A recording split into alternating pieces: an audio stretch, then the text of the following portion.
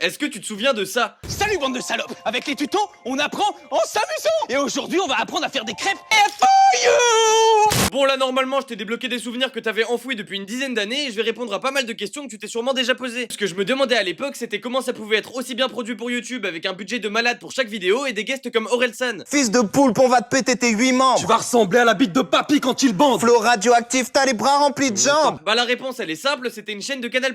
Les gros de la télé voyaient le train de YouTube passer devant eux et ils voulaient pas le rater et a priori ça a plutôt bien marché avec des vidéos à plus de 10 millions de vues, ce qui était encore plus impressionnant à l'époque. Mais si ça marchait si bien, alors pourquoi ça s'est arrêté? En réalité, même si à l'époque ce mec je savais pas qui c'était, bah c'est Jérôme Niel. T'as forcément au moins déjà entendu son nom et à l'époque il recevait beaucoup de propositions que ce soit pour des films ou pour des émissions. Faire le débile sur internet ça collait forcément plus trop à son image et il décide de laisser tomber. Aujourd'hui ça se passe plus aussi bien pour lui parce qu'il a été accusé de violence conjugale par son ex-femme qui a porté plainte contre lui. Tout ça c'était la bonne époque mais je pense qu'il est pas prêt de revenir et si tu veux savoir ce que devient David Lafarge Pokémon, bah abonne-toi, ça arrive.